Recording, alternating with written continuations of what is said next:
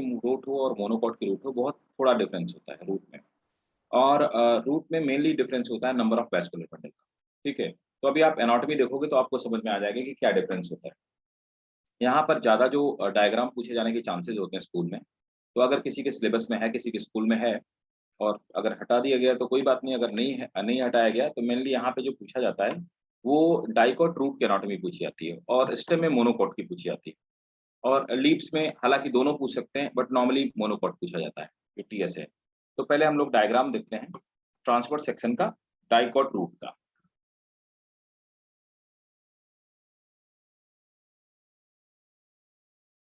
Dicot root, monocot, monocot, dicot. तो beans की root का पहले देखते हैं, बीन रूट का। बीन्स डाइकॉट होते हैं। फैमिली में भी हमने समझ लिया कि पेपिलियोनेसी में, पेपिलियोनेसी एक डाइकॉट फैमिली है, बीन्स उसी के मेंबर हैं। देखो, यहाँ पर आप देखेंगे कि क्लियरली ये वाला जो है ये टीएस है इसका और ये इसका एनलार्ज माइक्रो डायग्राम, ठीक है। तो रूट की सबसे खास बात क्या है, रूट और हेयर में क्या फ़र्क होता है? तो सबसे पहले स्टेम या स्पेसिमेन हम देख कर के बता सकते हैं कि वो रूट का डायग्राम है या स्टेम का डायग्राम।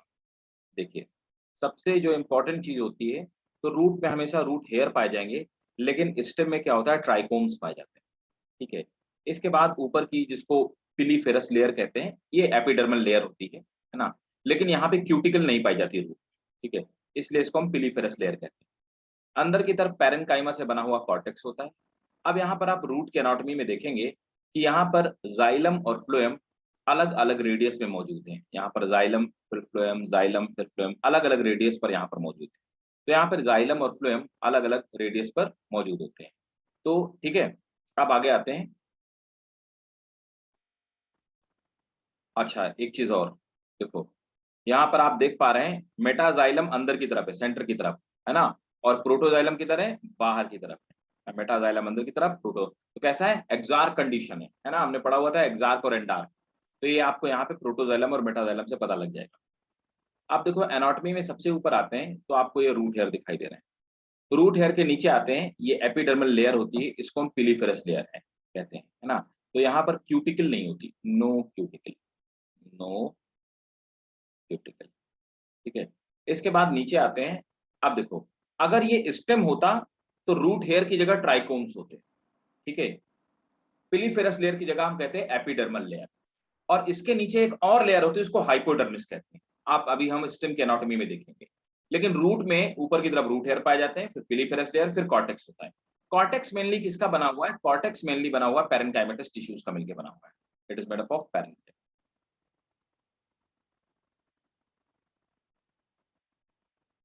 तो पैरेन्काइमा का मिलके बना हुआ है।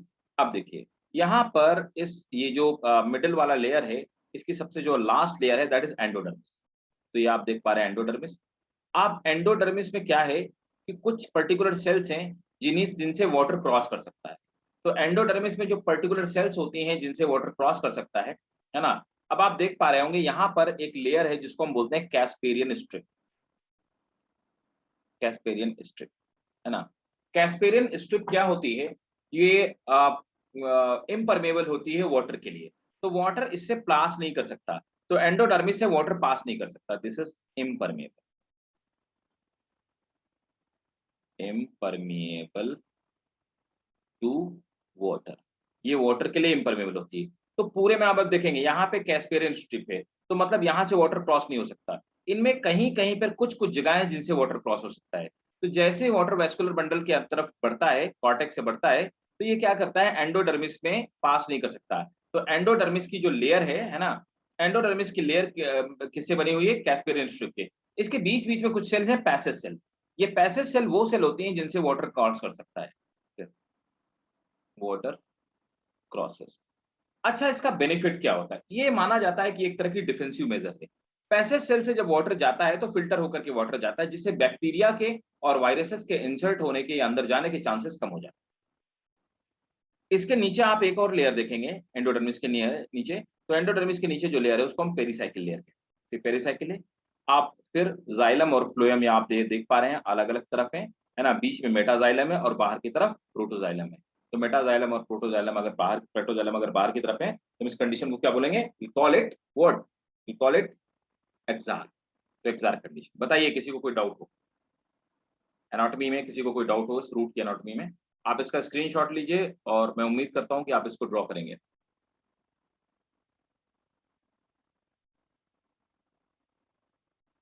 क्लियर है? Yes sir. चलो यस सर। तो नोट करो, dicot root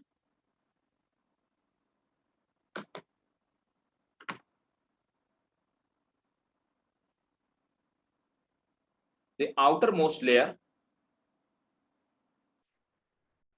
the outermost layer is epidermis. Outermost layer is epidermis, which have root hair, which have root hair. Full stop. इसी में नोट कर लीजिए, but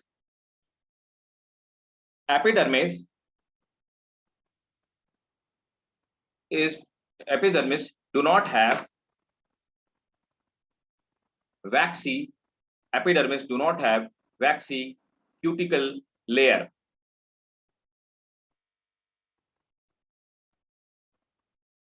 Next point. Sir waxy के बाद क्या बोला? waxy cuticle layer. Next point.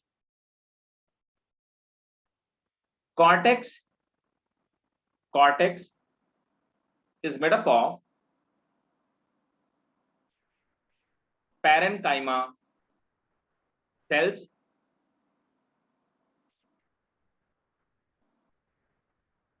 full stop. It is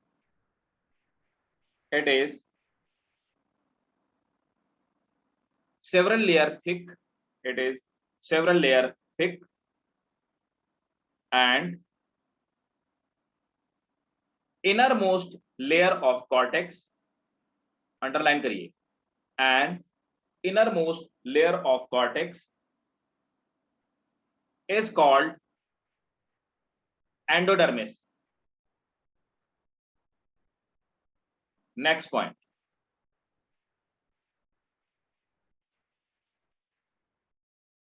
The endodermal layer, next point है, the endodermal layer is impermeable. The endodermal layer is impermeable to water due to presence of endodermal layer is impermeable to water due to presence of Casparian strip, due to presence of Casparian strip, which is made up of suberin, which is made up of suberin. Next point. There are some permeable cells called passage cell,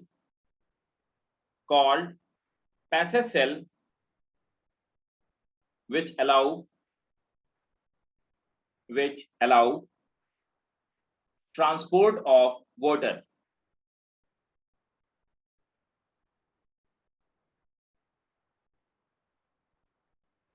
Next point.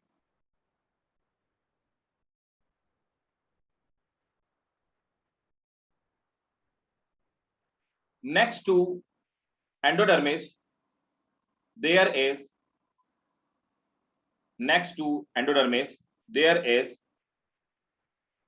thick-walled pericycle,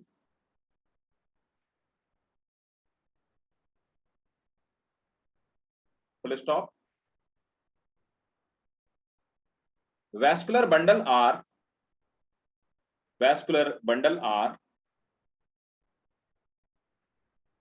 exarch in condition.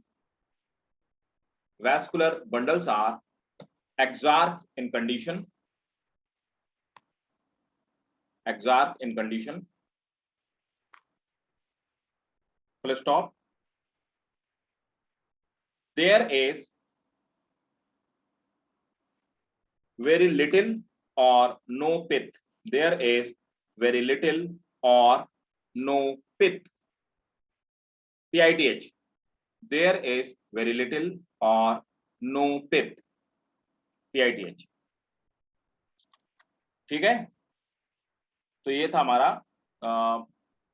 Anatomy of what, dicot root. किसी को doubt हो बताइए, clear है? Yes, sir. ठीक है। अच्छा, एक चीज और मैं यहाँ पे बताना चाहूंगा, बस समझ लीजिए कि ये जो आपको पाए जाते हैं कंजक्टिव टिश्यूज, कंजक्टिव, ये कंजक्टिव टिश्यूज, ये वाला पार्ट, ये कंजक्टिव टिश्यूज है। ये कंजक्टिव टिश्यूज क्या करते हैं, जब रूट मोटी होनी होती है, सेकेंडरी ग्रोथ होनी होती है ना, तो अभी क्या है, ये कैसे हैं, they are made up of parenchyma. और फिर क्या बन जाते हैं, रूट के सेकेंडरी ग्रोथ के टाइम पे, मतलब रूट का जब रूट की मोटाई बढ़ती है तो ये क्या करते हैं, दे बिकम, मेरी बात को बहुत ध्यान से समझिएगा और इसको याद रखिएगा, मैं जब सेकेंडरी ग्रोथ पढ़ाऊं रूट में, और सेकेंडरी ग्रोथ के टाइम पे मतलब रूट जब मोटी हो रही होती है तो उस समय क्या हो जाते हैं, ये मेरिस्टेमेटिक हो जाते हैं। तो अभी क्या है, दे आर परमानेंट टिश्यू, है ना, और जब डिवीजन होगा तो परमानेंट टिश्यू कैसे हो जाएंगे, ये मेरिस्टेमेटिक हो जाएंगे। क्लियर है सबको? Yes, sir. ओके, अब आते हैं, देखो अब आप यहां पर देख पा रहे होंगे कि यहां पर 4 आपको दिखाई दे रहे हैं, सिर्फ जाइलम और 4 फ्लोएम दिखाई दे रहे हैं वेस्कुलर बंडल। अब हम बात करेंगे मोनोकॉट की, जब मोनोकॉट की बात करेंगे बाकी सब कुछ सेम होगा, यहां पर जो नंबर ऑफ वेस्कुलर बंडल होंगे वो बढ़ जाएंगे, आप देखिएगा, है ना, बाकी कोई डिफरेंस नहीं है। तो डाइकॉट और मोनोकॉट के रूट में ज्यादा फर्क नहीं, स्टेम में बहुत ज्यादा फर्क है, रूट में ज्यादा डिफरेंस नहीं है, ठीक है, तो कंफ्यूज नहीं होएगा। डाइकॉट का याद रखो और मोनोकॉट पे बस वेस्कुलर बंडल के नंबर बढ़ा देना, आपकी पूरे डायग्राम से हो जाएगा अगर आपसे डायग्राम पूछा है, राइट। देखिए अब हम मोनोकॉट का, तो मैं अब आपको मोनोकॉट का डायग्राम दूं।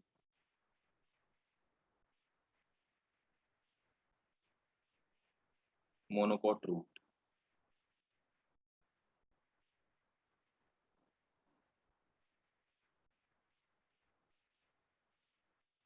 तो मोनोकॉट में नॉर्मली मोनोकॉट का जो रिप्रेजेंटेटिव हो वो जिया मेज, मतलब मक्का जिसे बोलते हैं, मेज भी उसको आप बोलते हैं, कॉर्न भी उसको बोलते हैं, ये वही चीज है। तो यहाँ पर बायोलॉजी में से मेज रूट या जिया मेज कहते हैं। अब आप देखो यहाँ पर वही रूट हेयर ऊपर की तरफ पाए जा रहे हैं, वही पिलीफेरस लेयर है, वही कॉर्टेक्स की लेयर है, वही सेम एंडोडर्मिस, पिथ वही बीच में, आप देखो यहाँ पर पिथ ज्यादा पाई जाती है ना, और नंबर ऑफ वेस्कुलर बंडल जाता है, यहाँ पर 2 चीजें होती हैं, है ना। अच्छा, पिथ किसका बना हुआ है, पिथ में सेंटर वाला जो पार्ट होता है ये पैरेन्काइमा का बना होता है, पैरेन्काइमा का, ये पैरेन्काइमा का, इसको अपन क्या बोलते हैं, पिथ कहते हैं। अब देखिए यहाँ पर क्या है कि ये रूट हेयर है, ये पिलीफेरस लेयर है, कॉर्टेक्स, पैसेज सेल यहाँ पर भी मौजूद है, देखिए पैसेज सेल यहाँ पे भी मौजूद है, तो आप देखते जाइए, पैसेज सेल यहाँ पे मौजूद है, कैस्पेरियन स्ट्रिप वही एज यूजुअल मौजूद है, एंडोडर्मिस, है ना, पेरीसाइकिल वही पैसेज सेल हो गई, है ना, पैसेज सेल हो गई, फ्लोएम, जाइलम, है ना। अब देखो वही सेम चीज, प्रोटोजाइलम कहाँ है ना, मेटाजाइलम सेंटर की तरफ, प्रोटोजाइलम बाहर की तरफ, मतलब कैसी कंडीशन है, एक्सार्क कंडीशन है ना, तो एक्सार्क कंडीशन यहाँ पे भी पाई जाती है, पिथ बीच में ज्यादा मौजूद है ना, और नंबर ऑफ वेस्कुलर बंडल देखो वहां पे 4 थे, यहाँ पे ज्यादा है ना, तो यहाँ पे वेस्कुलर बंडल का नंबर ज्यादा है। क्लियर है? Yes, sir. नोट करो, इसका स्क्रीनशॉट ले लीजिए और नोट कीजिए, monocot root,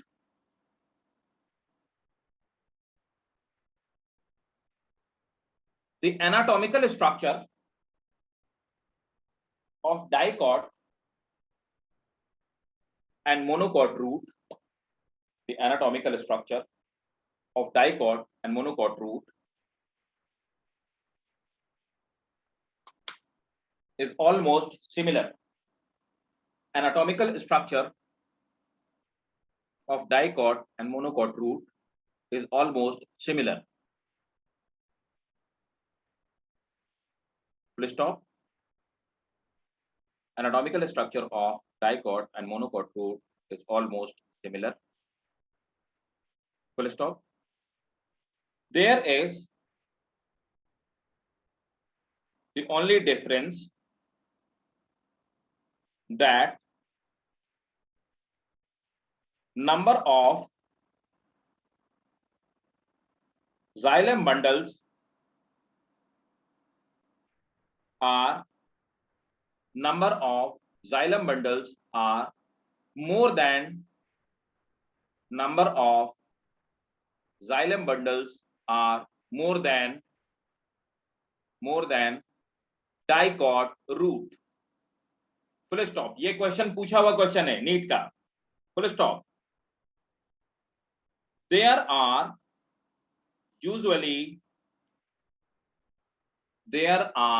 usually more than 6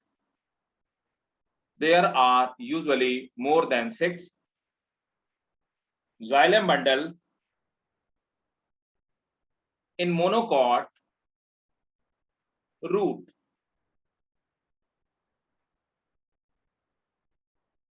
Full stop. Next point. More than 6 xylem bundles is क्या आगे? More than 6 vascular bundle in monocot root. Next point. Pith is comparatively larger. Next point है. Pith is comparatively larger and pith is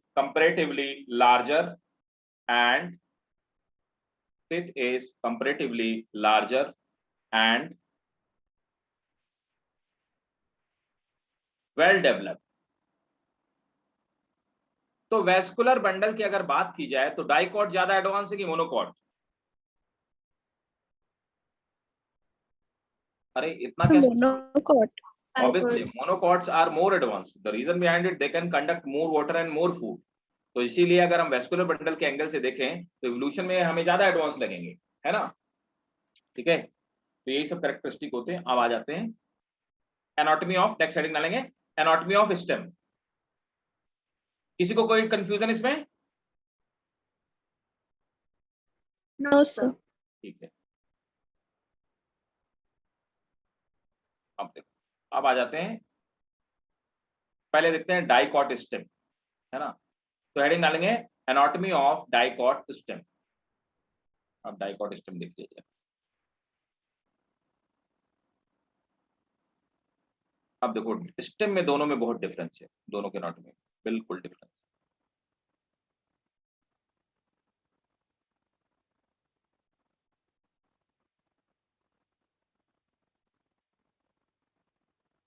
देखिए, अब आप देख पा रहे होंगे कि यहाँ पर ये जो आपको एनाटॉमी दिख रही है ये डाइकॉट किसकी है? स्टेम की, है ना? तो हम लोग पहले ये वाला टीएस इसका देख लेते हैं, है ना? ये क्या है? Transverse section. और ये जिसका डायग्राम है ये डाइकॉट स्टेम है, सनफ्लावर का, है ना? तो सनफ्लावर का स्टेम है, सनफ्लावर डाइकॉट स्टेम होता है. अब देखो सबसे पहले ऊपर ये एपिडर्मल हेयर्स पाए जाते हैं. तो एपिडर्मल हेयर पाए जाते हैं, इनको हम ट्राइकोम कहते हैं. क्या बोलते हैं? ट्राइकोम. अब देखो वहां पर क्या था? वहां पर एपिडर्मल हेयर नहीं पाई जाती. दूसरी यहाँ पे एपिडर्मिस पाई जाती है और एपिडर्मिस में क्यूटिकल पाई जाएगी. अब देखो एपिडर्मिस के नीचे एक लेयर है हाइपोडर्मिस. वहां पर हाइपोडर्मिस कोई भी चीज नहीं थी, है ना? तो मैं यहाँ पे वो चीज अंडरलाइन करता जाऊंगा जो चीज एक्सक्लूसिव है इसमें. तो यहाँ पर आप देखेंगे कि हाइपोडर्मिस यहाँ पे पाई जाती है ना? वहां पे एपिडर्मल हेयर और यहाँ पे हाइपोडर्मिस पाई जाती है. फिर उसके नीचे कॉर्टेक्स, उसके नीचे एंडोडर्मिस, है ना? एंडोडर्मिस के नीचे पेरीसाइकिल पाई जाती है और पेरीसाइकिल के नीचे वेस्कुलर बंडल और बीच में पिथ पाई जाती है. ठीक है, अब देखिए यहाँ पर आप देखेंगे, देखो वहां पर क्यूटिकल की कोई लेयर नहीं थी. तो मैं बार बार कह रहा था कि क्यूटिकल की लेयर स्टेम में पाई जाती है जो कि ट्रांसपिरेशन को रिड्यूस करने का काम. यहाँ पे एपिडर्मल हेयर पाए जाते हैं. वहां पर एक खास बात थी, ये नीट में पूछा हुआ क्वेश्चन है.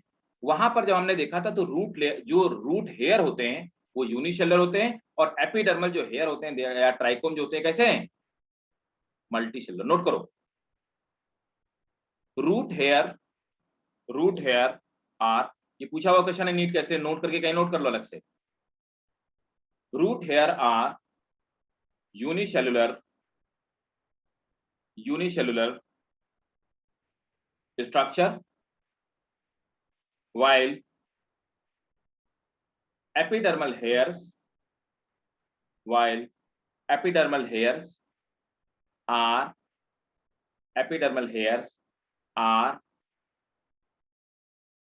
multicellular structure। अब देखो उसके नीचे एपिडर्मिस पाई जाती है। अब देखो यहां पर आप एपिडर्मिस के नीचे देखेंगे कि ये पाया जाता है कोलेनकाइमा, है ना, और क्लोरेनकाइमा। ये दो टिश्यू आपको दिखाई दे रहे होंगे, है ना, कोलेनकाइमा और क्लोरेनकाइमा। ये देखो जो क्लोरेनकाइमा और कोलेनकाइमा है ये एक मोटी सी लेयर बनाते हैं। तो एपिडर्मिस के नीचे वाली जो लेयर होती है, तो पहली जो स्टेम में कवरिंग होती है उसको हम एपिडर्मिस कहते हैं, दूसरी वाली कवरिंग को हम लोग बोलते हैं हाइपोडर्मिस। तो दिस इज हाइपोडर्मिस। क्लियर है? तो एपिडर्मिस हो गई। हाइपोडर्मिस जैसा कोई भी स्ट्रक्चर यहाँ पे, ये देखो यहाँ पे हाइपोडर्मिस, ऐसा कोई भी स्ट्रक्चर नहीं पाया जाता। कभी कभी, ये जरूरी नहीं है, लेकिन कभी कभी हाइपोडर्मिस के नीचे रेजिन डक्ट पाया जाता है। ये क्लोरेनकाइमा जो है ना आपका, क्लोरेनकाइमा, तो क्लोरेनकाइमा है ऐसे पैरेनकाइमा जिनमें क्लोरोफिल डेवलप हो जाए, उनको क्लोरेनकाइमा कहते हैं। नोट करो, दूसरा पॉइंट नोट करो, chlorenchyma are those parenchyma, chlorenchyma, collenchyma और क्लोरेनकाइमा में फर्क है, दिखते हैं ये। कोलेनकाइमा अपन पढ़ चुके हैं। Chlorenchyma are those parenchyma, chlorenchyma are those parenchyma which contain chloroplast and perform photosynthesis।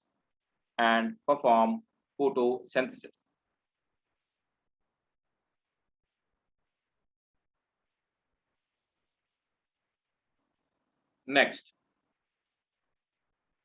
यहां पे रेजिन डक्ट पाई जाएंगी, ठीक है।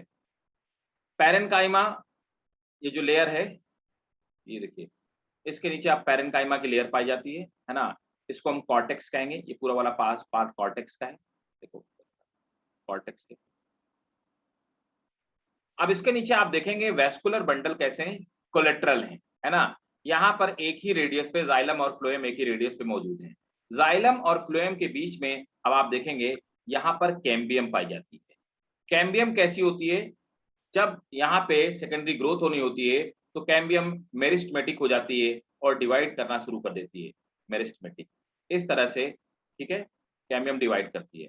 अब आप ऊपर की तरफ देखेंगे, यहाँ पे स्टार्च की मोटी सी शीट पाई जाती है, उसके नीचे आप देखेंगे प्राइमरी फ्लोएम मौजूद है। तो बाहर की तरफ फ्लोएम मौजूद है और अंदर की तरफ जाइलम मौजूद है। तो याद रखना स्टेम की एनाटॉमी में क्या होता है, यहाँ पर जो प्राइमरी फ्लोएम होती है, या जिसको हम फ्लोएम कहें, प्राइमरी फ्लोएम जो पहले बनी, है ना, तो किधर पाई जाती है, आउटर साइड पाई जाती है। और यहाँ पर जो जाइलम वाला पार्ट है ये इनर साइड पाया जाता है,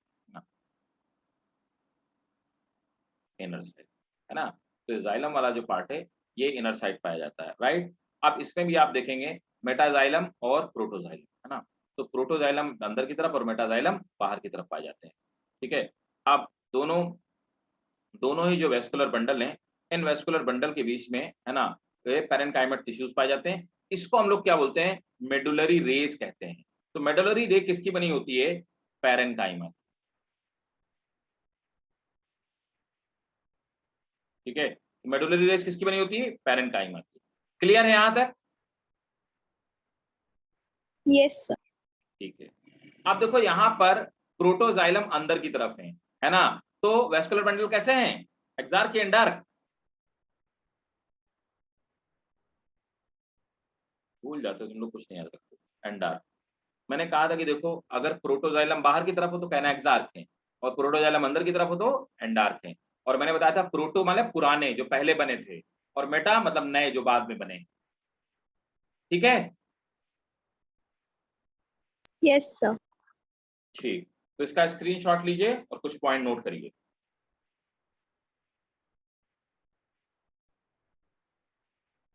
first point,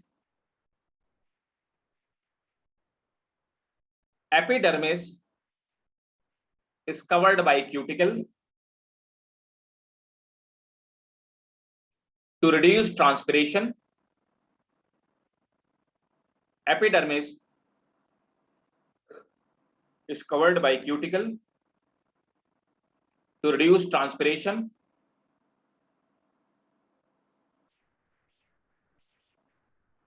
it contain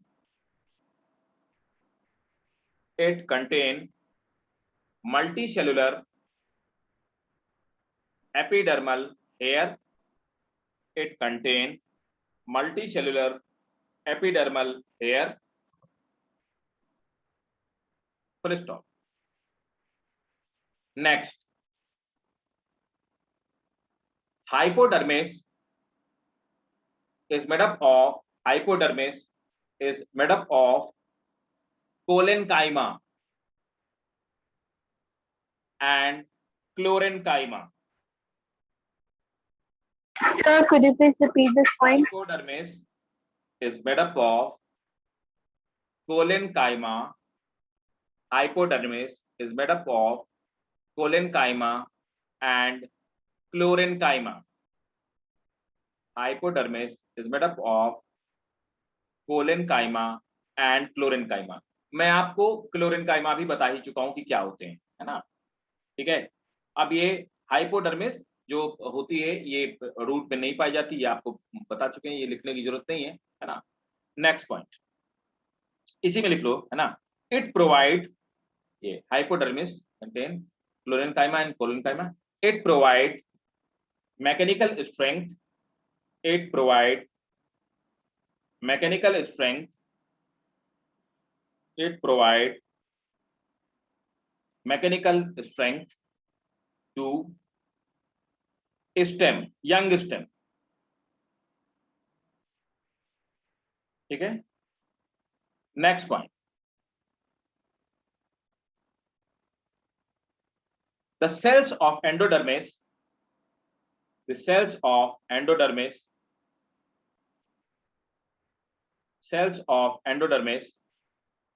are rich in starch grain. Cells of endodermis are rich in starch grain. Cells of endodermis are rich in starch grain, and this layer is also called starch sheath, and this layer is also called starch sheath. Full stop. Next point, pericycle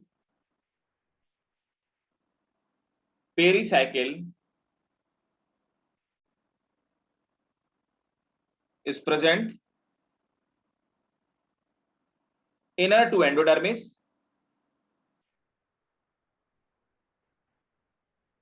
Inner to endodermis. Full stop. Next point, the vascular bundles are endark,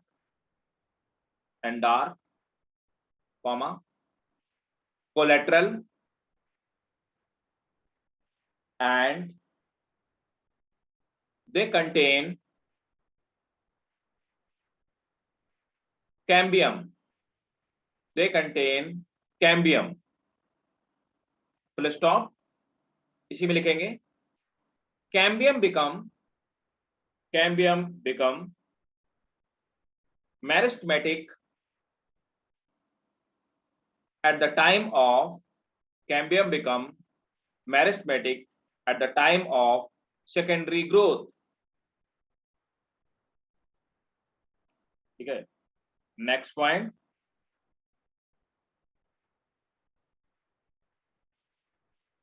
So at the time of secondary growth. Pith is parenchymatous. And well developed.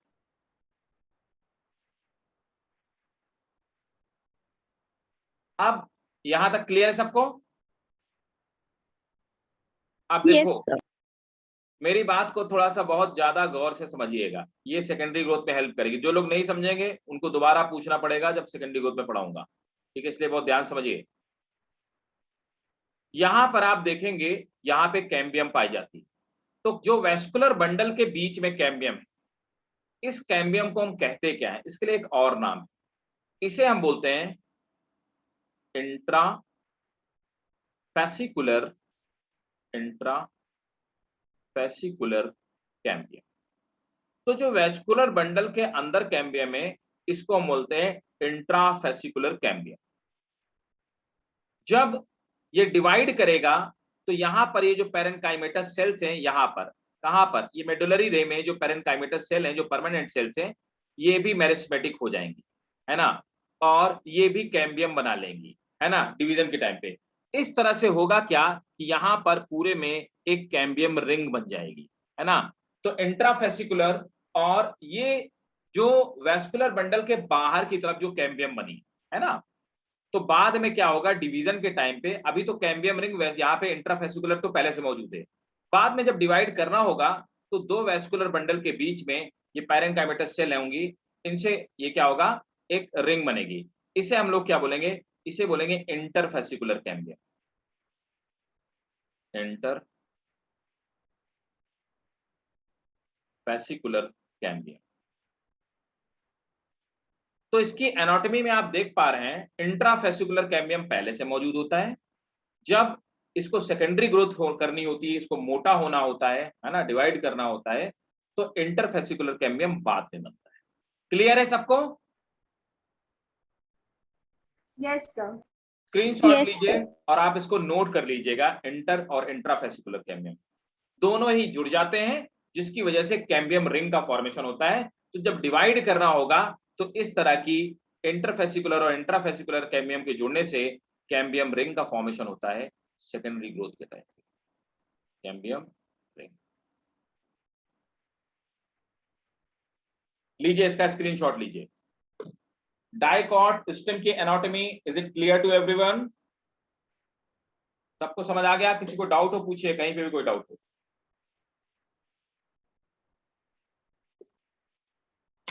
कोई doubt नहीं? No, sir. No. That's great. अब मैं आपको heading डालेंगे anatomy of monocot stem. अब आप देखिएगा dicot और मोनोकॉट के स्टेम के टीएस में बहुत फर्क है। तो अभी जो हमने रूट पढ़ा, तो नॉर्मली जो डायग्राम पूछे आते हैं स्कूल में, वो डाइकॉट रूट के पूछे आते हैं और मोनोकॉट के स्टेम के, इसके नहीं पूछे आते मोनोकॉट, जबकि ये ज्यादा कॉम्प्लेक्स है। देखिए अब आ जाते हैं मोनोकॉट स्टेम।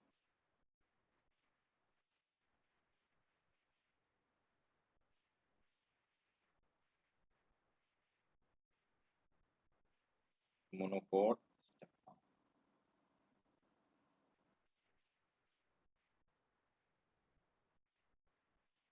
देखो मोनोकॉट स्टेम में कभी भी कभी भी सेकेंडरी ग्रोथ नहीं होती है, वो कभी मोटो नहीं होते, वो हमेशा पतले ही रहते हैं। रीजन क्या होता है इसमें? यहाँ पर किसी भी तरह की कैम्बियम रिंग नहीं बनती है। और दूसरा आप देखेंगे कि बाहर ये एपिडर्मिस है, हाइपोडर्मिस तो ऑब्वियसली, हाइपोडर्मिस तो इसका कैरेक्टरिस्टिक स्टेम का, पूरे चारों तरफ ग्राउंड टिश्यू पैरेन्काइमस है, उनके बीच बीच में वेस्कुलर बंडल कैसे हैं? दे आर स्कैटर्ड, है ना, सिंपल है, स्कैटर्ड। अब देखो ऑब्वियसली यहाँ पे क्यूटिकल पाई जाएगी। हाइपोडर्मिस में आप देखेंगे ये जो क्लोरिन काइमा है ये भी मौजूद है, और यहाँ पर हाइपोडर्मिस बनी हुई कोलेन काइमा भी पाया जाता है, कोलेन काइमा। तो हाइपोडर्मिस में क्लोरिन काइमा और कोलेन काइमा दोनों में बीच बीच में वेस्कुलर बंडल पड़े हुए हैं। अब ये जो वेस्कुलर बंडल है, देखिए ये वेस्कुलर बंडल, तो ग्राउंड टिश्यू में वेस्कुलर बंडल बिखरे हुए हैं। वेस्कुलर बंडल के चारों तरफ क्या है? यहाँ पर आप देखेंगे क्रस्ड प्रोटोफ्लोएम। तो जो पहले फ्लोएम बनती है वो क्रश हो जाती है ना, क्रश, है ना। तो प्रोटोफ्लोएम मीन्स ओल्ड फ्लोएम, या यूं कहें दिस इज प्राइमरी फ्लोएम। तो प्राइमरी फ्लोएम, तो ओल्ड फ्लोएम ने प्राइमरी फ्लोएम क्रश हो जाती है। अब देखो ये नीचे की तरफ ये क्या है? मेटाफ्लोएम है, जो बाद में बनी, और ये मेटाजाइलम है, जो इसकी आंखों की तरह दिख रहे हैं, ये मेटाजाइलम है। और यहाँ पर आप नीचे जाएंगे प्रोटोजाइलम पाई जाएगी, ठीक है, ये प्रोटोजाइलम है, प्रोटोजाइलम लैकुना, है ना। और चारों तरफ एक खास बात क्या है, इसमें वेस्कुलर बंडल के चारों तरफ स्क्लेरेनकाइमा मतलब डेड सेल्स की बनी हुई क्या है, बंडल शीथ पाई जाती है। तो बंडल शीथ मतलब कवरिंग पाई जाती है। तो यहाँ पे स्क्लेरेनकाइमा की बनी हुई कवरिंग है, और ये स्क्लेरेनकाइमा की बनी हुई कवरिंग बाकी किसी भी वेस्कुलर बंडल में नहीं पाई जाती। So this is the transverse section और this is the anatomical structure of monocot, मतलब इमेज का ही दिया हुआ है ना, जियामेज का। बोले भाई, मोनोकॉट स्टेम क्लियर है? ये डायग्राम याद रखिएगा, ये स्कूल में पूछा जाता है। Yes, नोट करिए, sir. Monocot stem.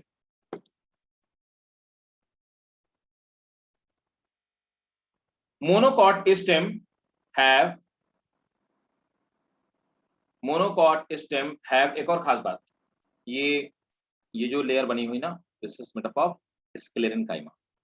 इसमें बाहर एक चीज और पाई जाती है, स्क्लेरेनकाइमा, डेड लेयर, और ये इसको मजबूत बनाती है। तो नोट करेंगे, monocot stem have sclerenchyma, sclerenchymatous, hypodermis, sclerenchymatous hypodermis, comma, it also have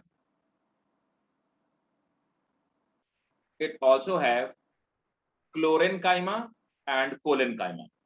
It also have chlorenchyma and collenchyma.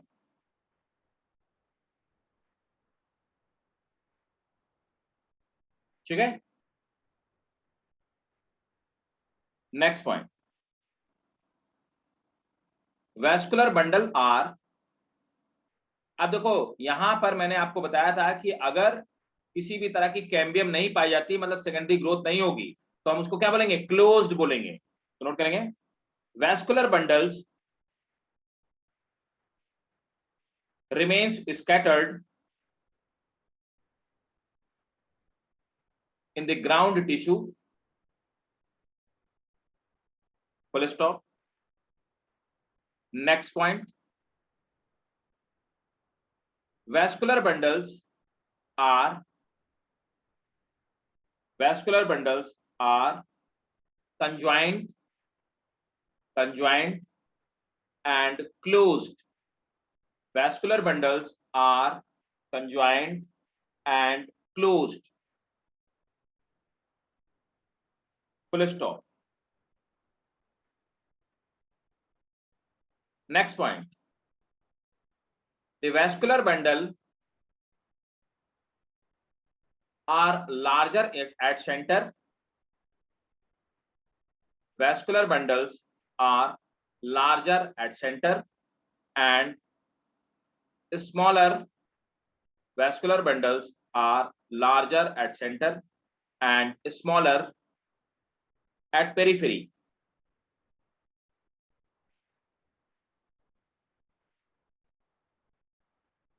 ठीक है, next point,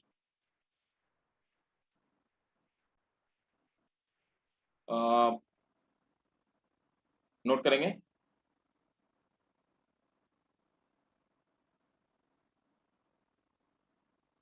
xylem contain water containing cavity,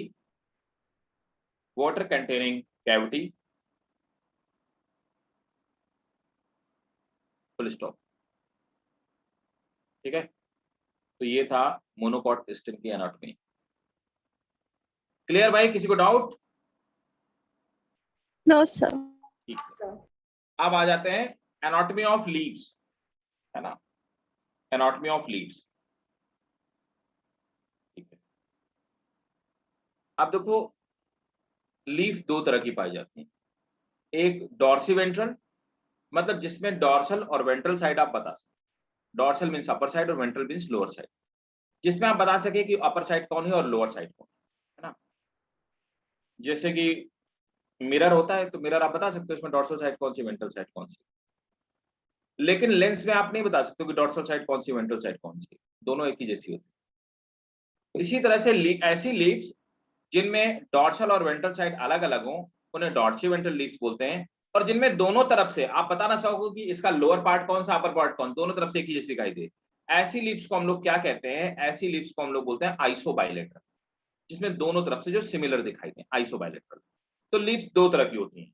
तो जो डाइकॉट लीव्स होती हैं वो डॉर्सी वेंट्रल होती है, डॉर्सल साइड अलग होती है, वेंट्रल साइड अलग होती है, दोनों के एनाटॉमी में डिफरेंस।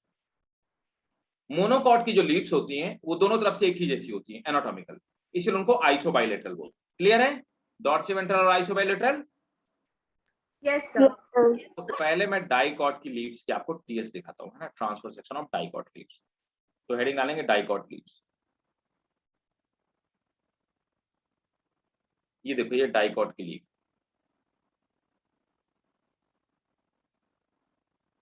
देखिए अब देखो यहां पर क्या है कि ये देखो एडेक्सियल, एडेक्सियल का क्या मतलब हुआ, अपर सरफेस Upper. ना, मतलब डॉर्सल सरफेस, चाहे अपर बोलो चाहे इसको डॉर्सल बोलो, है ना।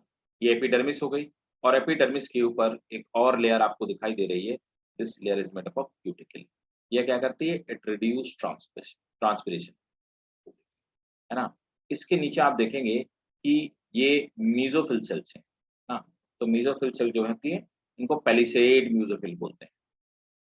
देखो मीजोफिल की खास बात क्या होती है, हालांकि हम लोग एनाटॉमी में डिस्कस कर चुके हैं कि जो मीजोफिल सेल्स होती हैं वो इस तरह की सेल्स हैं, और इन मीजोफिल सेल्स के साइड साइड में चारों तरफ यहाँ पर इस तरह से पेरिफेरल इनमें क्लोरोप्लास्ट पाया जाता है, ताकि लाइट किसी भी डायरेक्शन से आए फोटोसिंथेसिस हो पाए, तो ये क्लोरोप्लास्ट मौजूद है।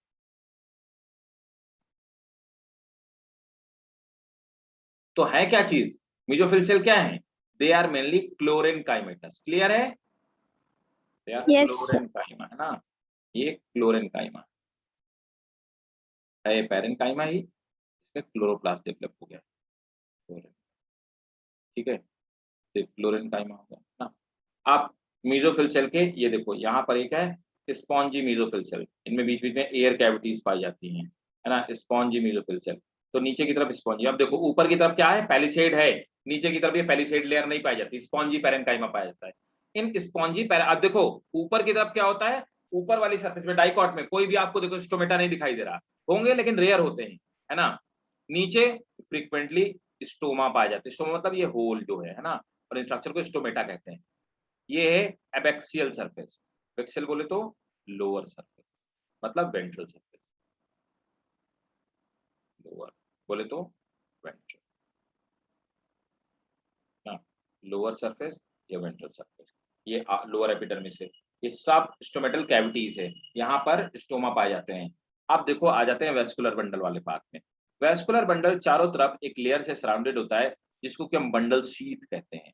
बंडल शीथ किसकी बनी होती है, ये इम्परमेबल होती है, and it is made up of sclerenchyma. किसकी बनी होती है, स्क्लेरेनकाइमा, है ना। और इसके नीचे आप अब देखेंगे जाइलम और फ्लोएम यहाँ पे मौजूद है। इस तरह से ये डाइकॉट लीव्स की एनाटॉमी होती है।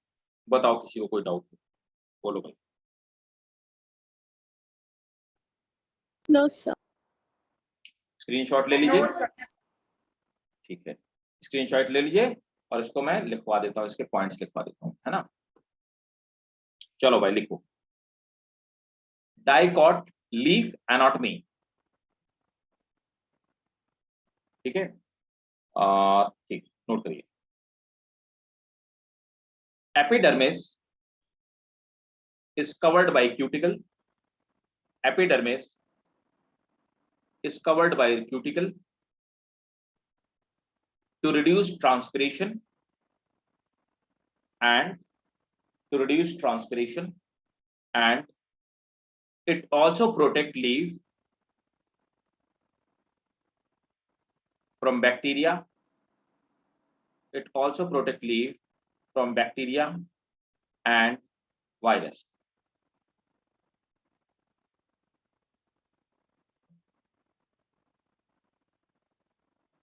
Next one, the upper surface have palisade layer, the upper surface have palisade layer, which is made up of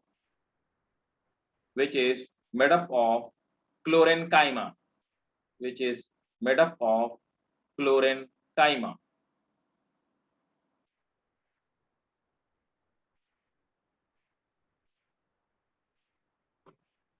Next point. The lower surface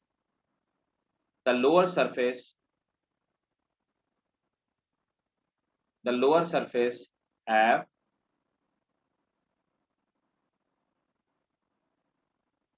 spongy mesophyll cells, comma, they have large air cavity,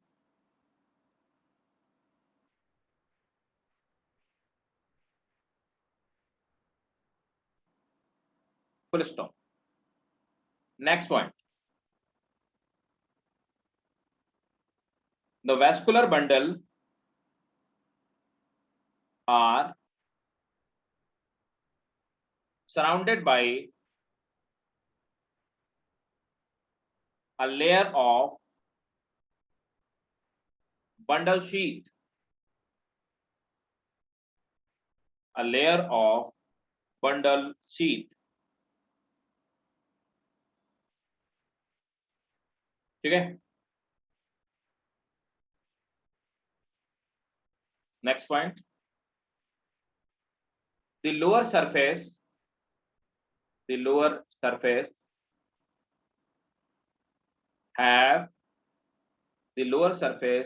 have stomata abundantly, while the upper surface have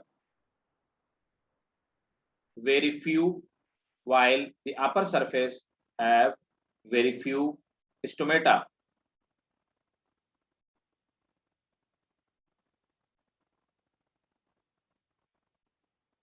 Clear? Yes. ठीक, किसी को कोई doubt हो पूछिए। अब आ जाते हैं, अब देखो मैं आपको बता देता हूं। अब जब हम मोनोकॉट देखेंगे तो आप देखो ये स्पॉन्जी लेयर नहीं पाई जाएगी दोनों तरफ।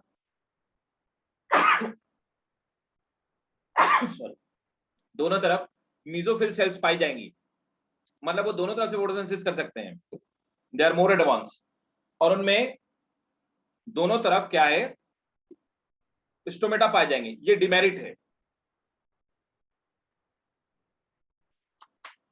यही रीजन है जो रेट ऑफ ट्रांसपिरेशन होता है वो मोनोकॉट में ज्यादा होता है, डाइकॉट में कम होता है।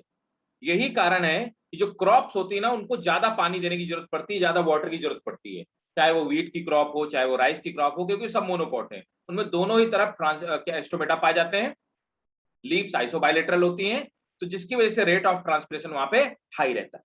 ठीक है, तो अब आते हैं, देखते हैं एनाटॉमी ऑफ मोनोकॉट लीव।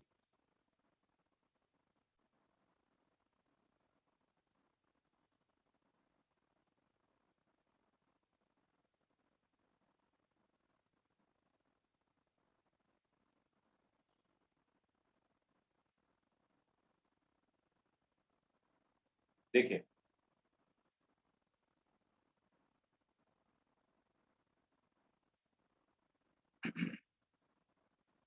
अपर देखो जो सरफेस होती है यहाँ पे वही सेम क्यूटिकल की बनी हुई ट्रांसपिरेशन लॉस, लेकिन आप देखिए यहाँ पर ये आपका स्टोमा हो गया, इस होल को स्टोमा बोलते हैं, पूरे स्ट्रक्चर को स्टोमेटा बोलते हैं।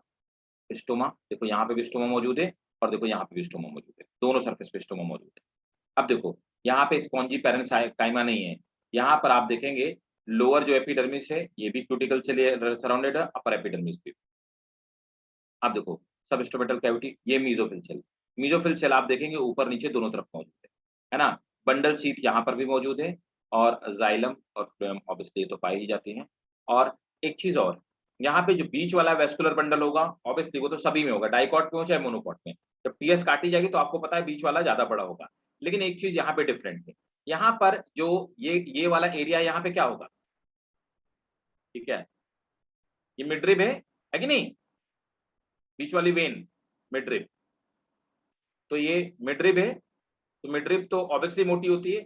अब यहाँ पर जो मिडरिब के ऊपर और नीचे की तरफ है, ये ऊपर और नीचे की तरफ जो लेयर है यहाँ पे मेसोफिल सेल नहीं पाई जाएंगी। ये है क्या एक्चुअली, ये स्क्लेरेनकाइमा से बना हुआ है, सिर्फ मिडरिब में। तो वैस्कुलर बंडल में मिडरिब में ऊपर और नीचे की जो लेयर होती है वो स्क्लेरेनकाइमा से बनी होती है। बाकी ये आइसोबाइलेटरल लीफ है, इसमें दोनों तरफ एक ग्रास का स्ट्रक्चर है, इसमें दोनों तरफ के स्टोमेटा पाए जाते हैं, दोनों तरफ मेसोफिल सेल पाई जाती हैं। ये दोनों तरफ की एनाटॉमी सिमिलर। क्लियर है भाई? Yes, sir. Yes, sir. Note करिए, मोनोकॉट और आइसोबाइलेटरल,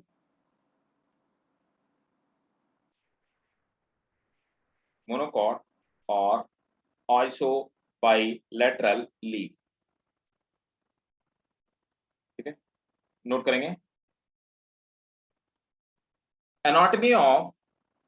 anatomy of these leaves are similar.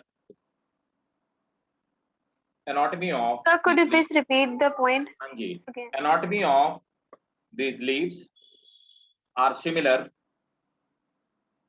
at both sides. Full stop. Next one. Sir, your voice Stomata. is lagging. Sir, please, could you please repeat again?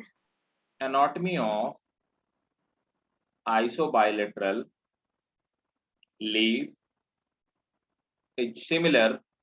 Anatomy of isobilateral leaf is similar at both of sides. Full stop. Next one. Stomata are present. Stomata are present at both of the surface. Stomata are present at both of the surface. Next point.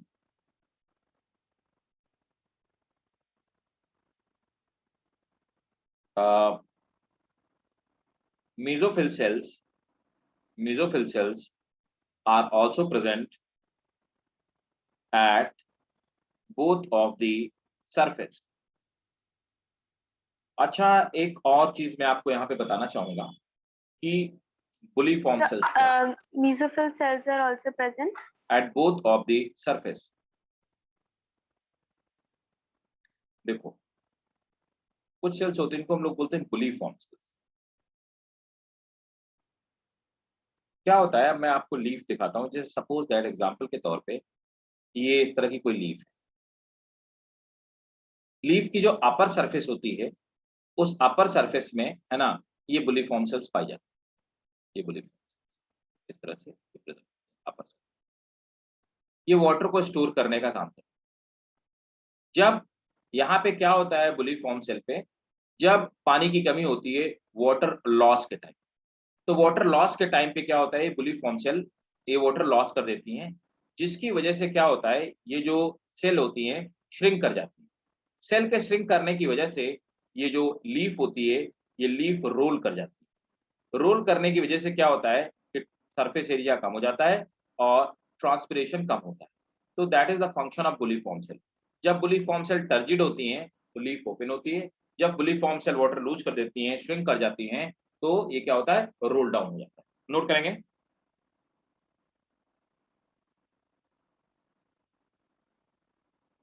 the buliform cells are found in grasses at upper surface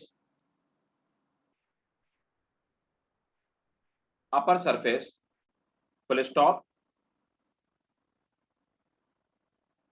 They are the large and colorless cells. They are large and colorless cells. Full stop. इसी में लिखेंगे. When they are turgid, when they are turgid, मतलब फूली हुई होती. When they are turgid, leaves remain open. Sir, when they are turgid? When they are turgid, leaves remain open. When they loses water, when they loses water, when they loses water and shrink, leaves roll down to reduce transpiration. So when they loses water and shrink, leaves roll down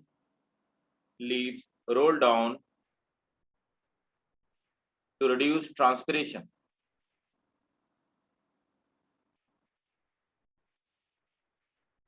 ठीक है, तो ये थी monocot leaves के not. Clear है भाई सबको? Yes, sir. ठीक है. अब नेक्स्ट आ जाते हैं सेकेंडरी ग्रोथ, है ना. तो सेकेंडरी ग्रोथ समझ लेते हैं. तो पहले स्टेम में समझ लेते हैं, फिर रूट में भी समझ लेंगे.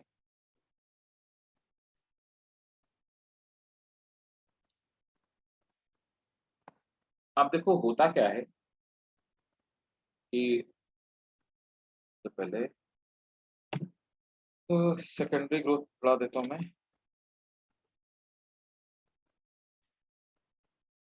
जो पहले बता देता हूँ स्टेप में. सेकेंडरी ग्रोथ 3 स्टेप तो नोट करेंगे. अब देखो मोनोकॉट पे तो पाई नहीं जाती, नोट करेंगे. तो हेडिंग डालो secondary growth in dicot stem. Secondary growth in dicot stem. Stem और रूट में बहुत थोड़ा डिफरेंस है, लेकिन मैं आपको पहले बता देता हूँ स्टेम में बता.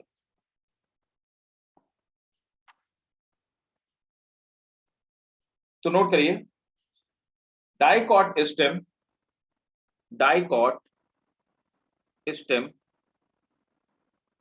have open vascular bundle. Dicot stem have open vascular bundle. Hence, they are open for secondary growth.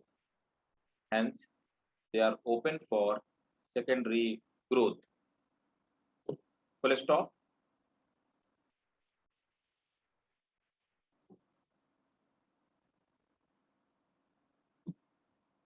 आप देखो पहले समझिए बात को. तो जैसे आप देखेंगे कि ये डाइकॉट स्टेम, ये पूरी सेकेंडरी ग्रोथ का स्टेप है. तो ये फर्स्ट स्टेप है, ये सेकेंड स्टेप डायग्राम है, और फिर आप देखेंगे ये थर्ड डायग्राम है, थर्ड, और इसको आप फोर्थ मान सकते हैं. अब देखो यहाँ पर क्या है कि रुको एक मिनट, ये डायग्राम का तो मैं आपको स्क्रीनशॉट दे ही दूंगा.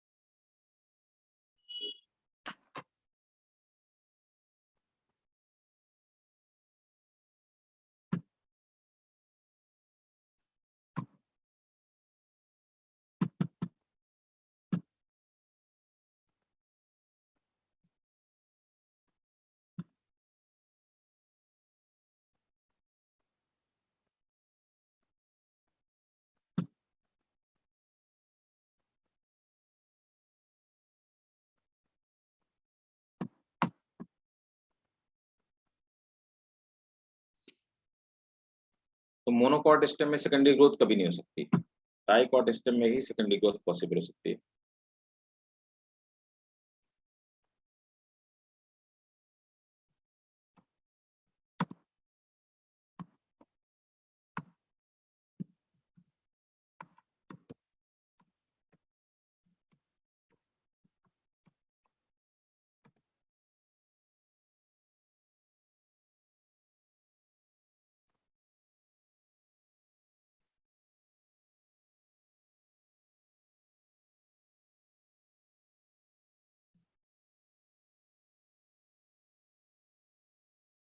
कोशिश करता हूँ मैं आपको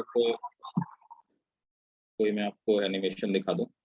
मैं एनिमेशन देखता हूँ, अगर सही एनिमेशन है तो मैं आपको दिखा देता हूँ।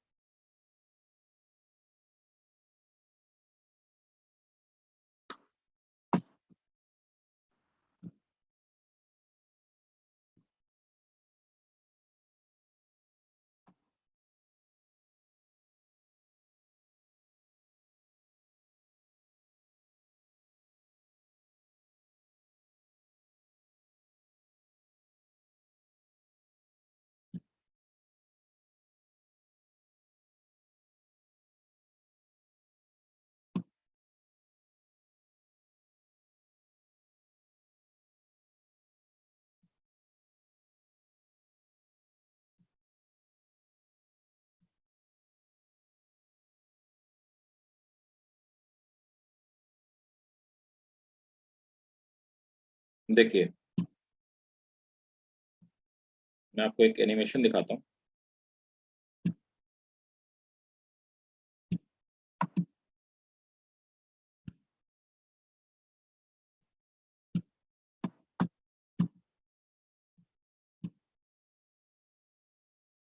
देखो,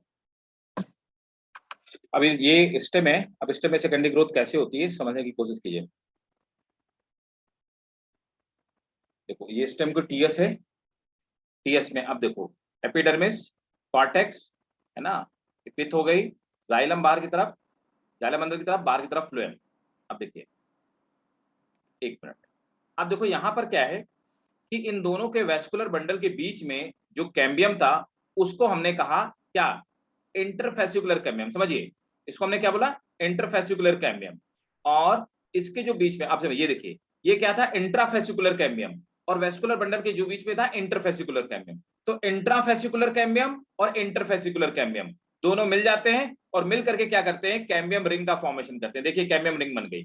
अब बीच वाले लेयर को हमने क्या बोला, पिथ कहा, ठीक है, और ये क्या हुआ, वेस्कुलर कैम्बियम रिंग बन गई। देखिए, अब ये डिवाइड करती है, जब ये डिवाइड करती है तो नई वाली जो फ्लोएम बनती है उसको क्या बोलते हैं, सेकेंडरी फ्लोएम। तो फ्लोएम बाहर की तरफ थी तो इसने क्या किया, सेकेंडरी फ्लोएम बनाया। जब ये सेकेंडरी फ्लोएम बनाएगी तो प्राइमरी फ्लोएम कहां चलेगी, ये देखिए, ये क्या है, ये प्राइमरी फ्लोएम है। प्राइमरी फ्लोएम को धक्का लगेगा और प्राइमरी फ्लोएम बाहर की तरफ जाती जाएगी। ठीक है, तो प्राइमरी फ्लोएम बाहर जाएगी, बीच में कैम्बियम रिंग है, प्राइमरी फ्लोएम बाहर की तरफ जाएगी, उसके नीचे क्या होगा, सेकेंडरी फ्लोएम आएगा। वैसे ही नीचे की तरफ आप जाएंगे तो ग्रीन ग्रीन कलर की दिख रही है, प्राइमरी जाइलम है ना, और इसके पीछे क्या बनेगी, सेकेंडरी जाइलम बनेगी। तो यहां पर देखिए, सेकेंडरी जाइलम बना किसके, जाइलम के ऊपर की तरफ, और यहां पर क्या, सेकेंडरी फ्लोएम बना फ्लोएम के नीचे की तरफ। क्लियर है सबको भाई? हाँ जी, समझ आ रहा है ना? देखो, अब इस तरह से डिवीजन होता जाएगा और सारी लेयर्स बनती जाएंगी और स्टेम क्या होता जाएगा, मोटा होता जाएगा। ठीक है, अब देखो यहां पर देखो, अब देखो यहां पर आप देखेंगे कि बाहर की जो लेयर होती है, अब आपने देखा होगा डाइकॉट में जो मोटे मोटे ट्री होते हैं ना, उनकी बाहर की बार्क फटी हुई होती है, वो इसलिए फट जाती है। उसके नीचे कॉर्क का फॉर्मेशन होगा, है ना। अब कॉर्क का फॉर्मेशन होगा, अब अगर इसी तरह से बढ़ता रहा तो लेयर बाहर की पूरी तरह फटती जाएगी। तो क्या होता है, जो आउटर वाली लेयर होती है ना, बाहर वाली कॉर्टेक्स वाली लेयर, उस कॉर्टेक्स वाली लेयर में एक डिवीजन लेयर डेवलप हो जाती है, उसको फेलोडर्म कहते हैं। फेलोडर्म क्या करती है कि वो डिवाइड करती है, बाहर की तरफ भी डिवाइड करती है और कॉर्क का फॉर्मेशन करती है। ठीक है, पार्क जिसको हम लोग बोलते हैं।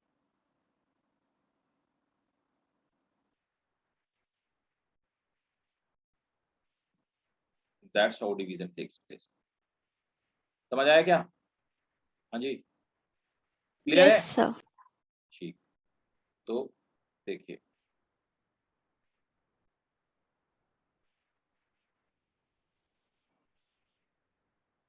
ये देखो, तो इसी तरह क्या होता है, यहाँ पे ये एपिडर्मिस है, ये अभी आपको दिखाई दे रहा है। यहाँ पर इंटरफेसिकुलर कैम्बियम, मैं लिख देता हूँ डायग्राम में, आप इसको वो कीजिएगा, स्क्रीनशॉट लेंगे आप, तो मैं आपके लिए लिख देता हूँ यहाँ पर ये जो आपके मौजूद हैं, इन्हें हम बोलते हैं इंट्राफेसिकुलर कैम्बियम। मैं अभी थोड़ी देर पहले बता भी चुका हूँ, इंट्राफेसिकुलर कैम्बियम। अब इसके बीच बीच में यहाँ पर क्या है, इसके बीच बीच में मेडुलरी रे है, ये हमें पता है आपको, ये आप जानते हो, दे आर मेडुलरी रे। मेडुलरी रे किससे बनी हुई है, मेडुलरी रे बनी हुई है किससे, कॉर्टेक्स से बनी हुई है, मतलब कि किससे बनी, पैरेन्काइमा से बनी हुई है। अब देखिए यहाँ पर इनके बीच में ये वाले जो कैम्बियम बना, इसको हम कहते हैं interfascicular cambium, interfascicular, interfascicular cambium कहते हैं। तो इसको हम इंटरफेसिकुलर कैम्बियम कहते हैं। इंट्राफेसिकुलर कैम्बियम और इंटरफेसिकुलर कैम्बियम। अब इंटरफेसिकुलर इंट्राफेसिकुलर कैम्बियम मिलकर के कैम्बियम रिंग बनाती है। कैम्बियम रिंग डिवाइड करना शुरू करती है। जब कैम्बियम रिंग डिवाइड करना शुरू करती है ना, तो आप देखिए अंदर की तरफ सेकेंडरी जाइलम का फॉर्मेशन होता है और बाहर की तरफ सेकेंडरी फ्लोएम का फॉर्मेशन होता है, राइट। इस तरह से इसमें डिवीजन होता जाता है और स्टेम क्या हो जाता है, मोटा होता जाता है। क्लियर है भाई, किसी को डाउट? No, sir. ठीक है, तो इसका स्क्रीनशॉट लीजिए और आप इसको नोट करिए, नोट करें इसको, पॉइंट्स के फॉर्म में स्टेप वाइज नोट करते आइए। सबसे पहले इन मोनोकॉट स्टेम, पहले लिखो मोनोकॉट में ग्रोथ क्यों नहीं होती। Monocot stem do not have cambium, monocot stem do not have, monocot stem do not have cambium, monocot stem do not have cambium,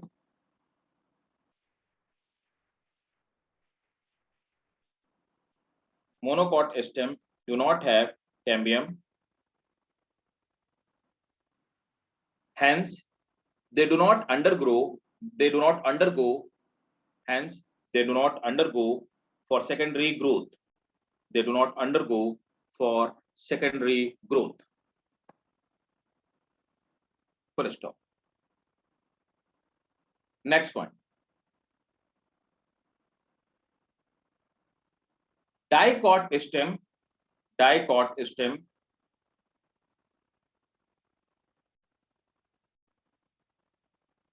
dicot stem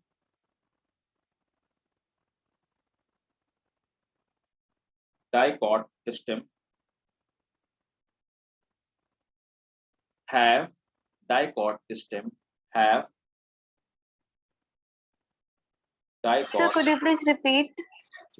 dicot stem have,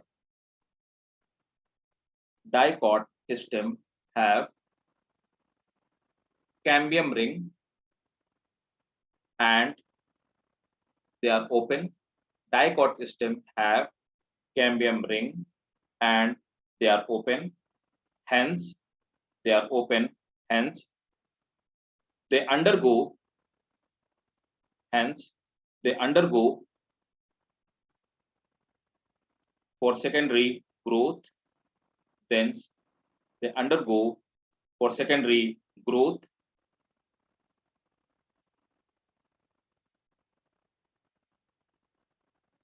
Full stop.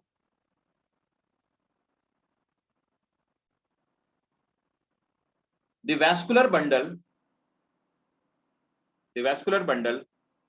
have intrafascicular cambium. The vascular bundle have intrafascicular cambium. Sir intra के बाद क्या बोला? The vascular bundle have intrafascicular cambium, which is meristematic. Full stop. So interfascicular cambium. Cambium which are meristematic, full stop. इसी में लिखेंगे which are meristematic. Interfascicular cambium are formed by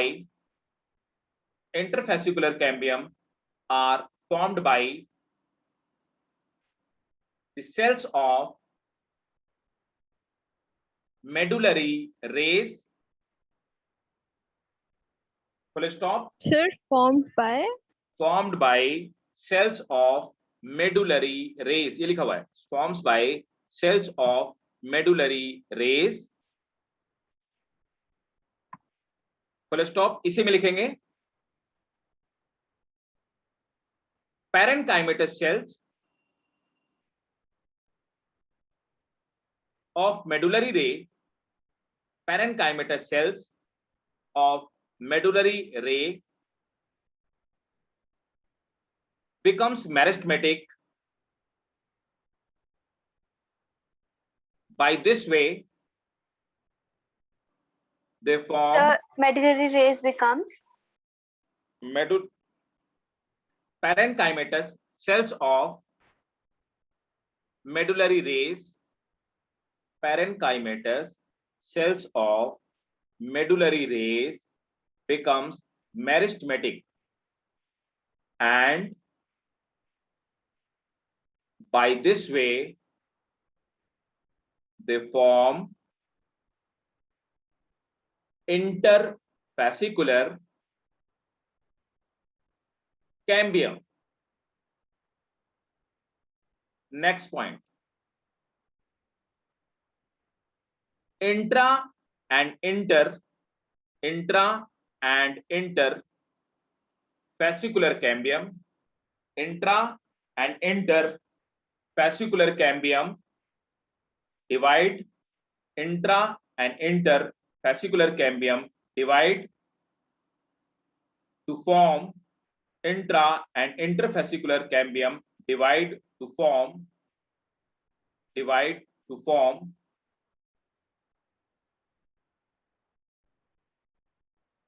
cambium ring, divide to form cambium ring, which is completely meristematic. अब देखो, मैंने आपको बताया था, जब मैं आपको सेल बायोलॉजी बता रहा था, मुझे पूरी उम्मीद है आपको याद नहीं होगा, पेरिक्लिनल डिवीजन क्या होता है, कोई बताएगा? मैं आपको पेरिक्लिनल और एंटीक्लिनल दोनों बता चुका हूं, मुझे याद है। कौन बताएगा? कोई नहीं बताएगा। It reflect how hard you are working at your home.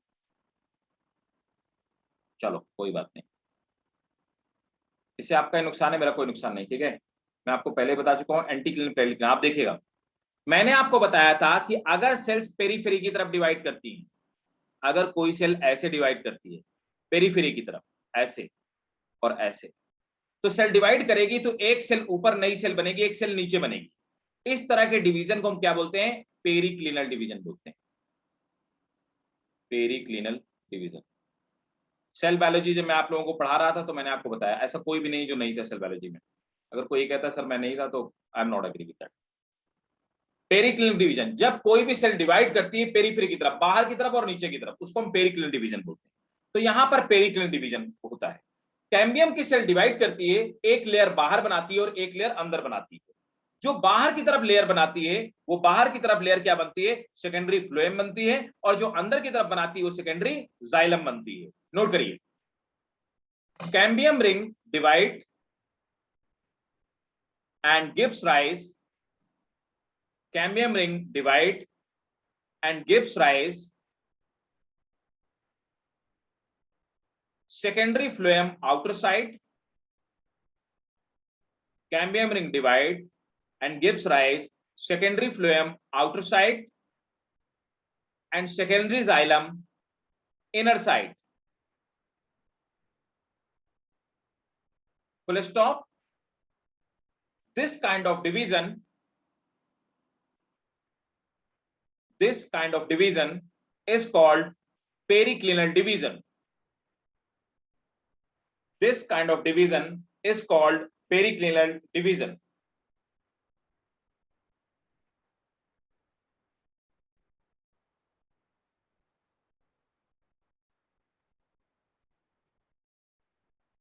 By this way,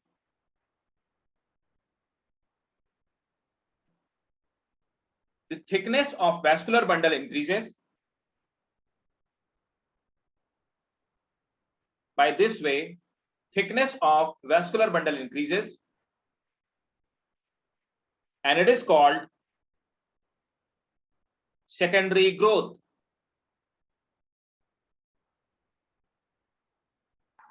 Sir, the thickness of vascular bundle Increases, and this is called secondary growth.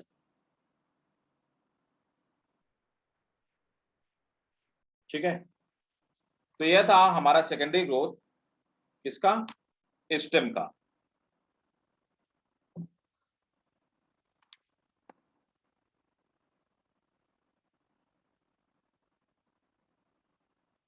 Next class में बताऊंगा अर्ली वुड क्या होती है, लेट वुड क्या होती है, और secondary growth इन root, है ना.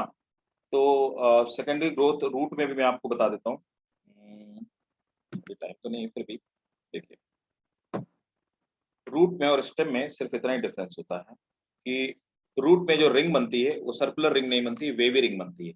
यहाँ पर आप देखेंगे इंटर और इंटरफेसिकुलर कैम्बियम जो बन रहे हैं एक सर्कुलर रिंग बना रहे हैं, वहां पे सर्कुलर रिंग का फॉर्मेशन नहीं होता. देखो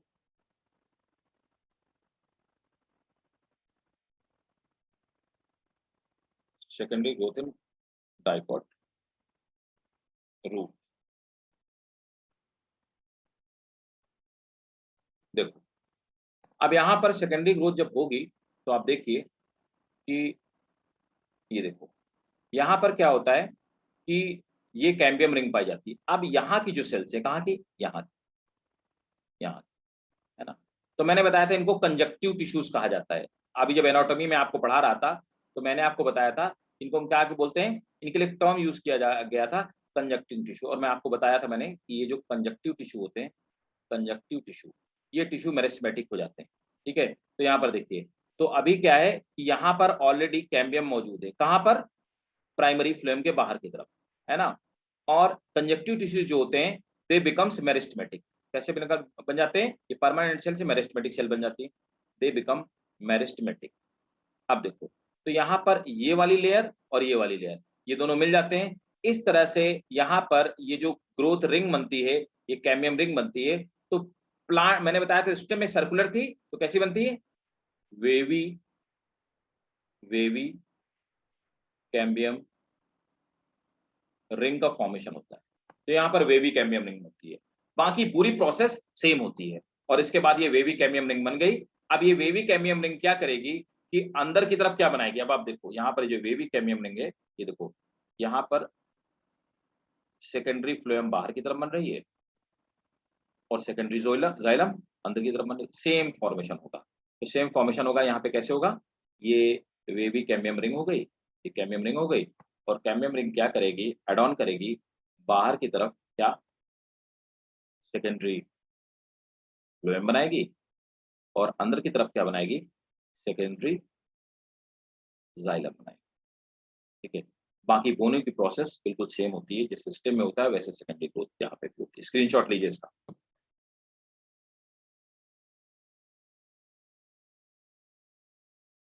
तो नोट करेंगे, secondary growth takes place similar way in root and stem, full stop. In root, formation of wavy cambium ring. In root, formation of wavy cambium ring takes place, full stop. Like stem, like stem. This cambium ring, like stem, this cambium ring also produces, like stem, this cambium ring also produces secondary xylem to inner side, secondary xylem to inner side, and secondary phloem to outer side. Secondary xylem to inner side and secondary phloem to outer side. Secondary phloem to outer side.